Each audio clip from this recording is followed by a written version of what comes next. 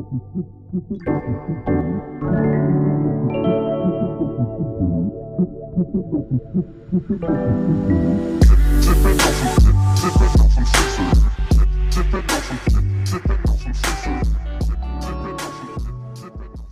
everybody, my name is DeCastro or Jonji. I'm a queer visual artist based in Los Angeles. A lot of my practice is 2D art, so I love to draw, I love painting. Sometimes I'll go into sculpting, but it's always generally drawing and painting. I started art at a really young age. I loved playing Super Nintendo with my kuya and my mom. We were always playing games like Super Metroid, and Legend of Zelda Link to the Past, and like Super Mario World. Like those games just get me so excited. I'm a big geek and a big nerd, so I think that's one of the main influences on my art for sure. COVID-19 has definitely affected my art. I think it's affected everybody, whether you're an artist or not. And I do have a day job as an artist. I'm a working class artist and I'm a manager at a dollar store, and I think one of the biggest ways that COVID has affected me is how I feel at my job. I think the hostility is very real, and I think what people are going through is very real and very difficult. So I think I deal with a lot of projections and a lot of different energies by other people at my work, and it's hard. It's super difficult. On the whole pandemic and COVID-19, I have found a new love interest, which is TikTok. I love TikTok. It's so fun and it's so time consuming and addicting. I think it's probably unhealthy to be on it as much as I am, but it's one of my newest obsessions, and it's probably one of the main things that has helped me kind of just ride the wave. To be completely honest, I haven't really adapted to this new situation.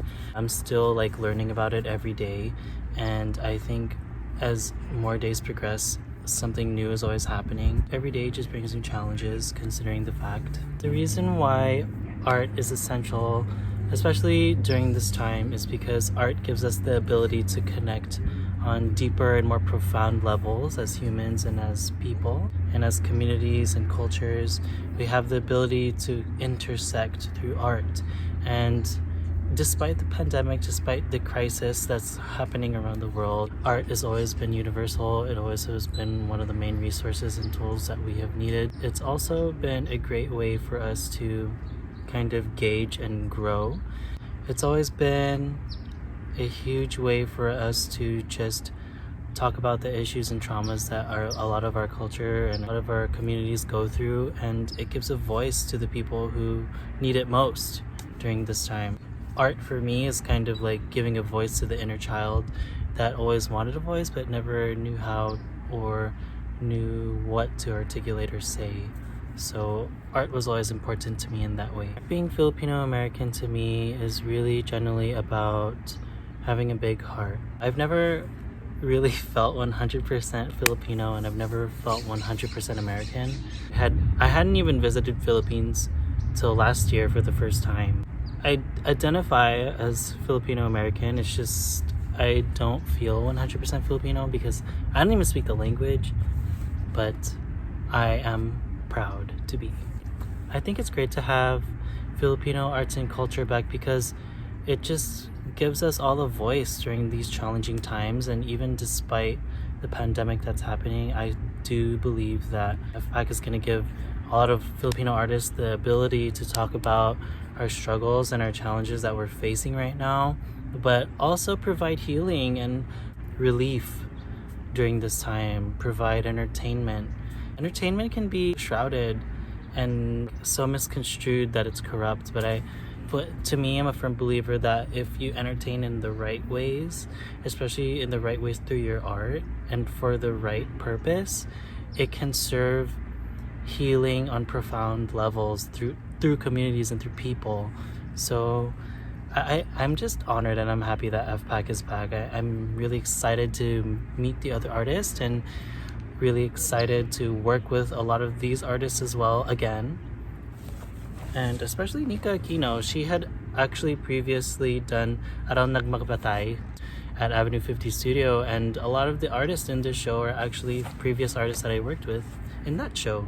So I think it's really exciting to work with them again. I have 2 pieces within the virtual exhibit, and it's a series called Off Grid, and it's about synchronicity and how synchronicity leads to manifestation. They're both paintings, both 2D, and both paintings on paper. I'm using gold gilding paint, originally inspired by illuminated manuscripts. One of the paintings is done on manila paper, which is actually a common resource used around the world. And I had actually picked up some manila paper from Philippines like last year, and I brought it back and used it and decided to use it for this show because I thought, wow, manila paper is such a fabulous Filipino resource that we can really use and represent. A lot of the art that I use is just landscape, but it's like fictitious mythical landscape of Philippines pre-colonial. So it's kind of like a fictitious version of like Filipino folklore inspired by role-playing video games because I'm just a geek. So the best way to reach out to me is through Instagram. I'm on Instagram every day. I try to be every day. I'm super addicted to Instagram. I'm super addicted to TikTok at DeCastro. And those are just probably the best ways you can reach me. And also through my website, which is jondecastro.com or jonji.net. I just wanted to say thank you to FPAC for hosting this event and showcasing all these amazing, fabulous artists. And I'm super honored to just be a part of this and really excited to see what you guys have in store for the future Filipino creatives, especially here in Los Angeles, because we definitely need more platforms. It's going to be a staple for histories to come. So thanks for having me.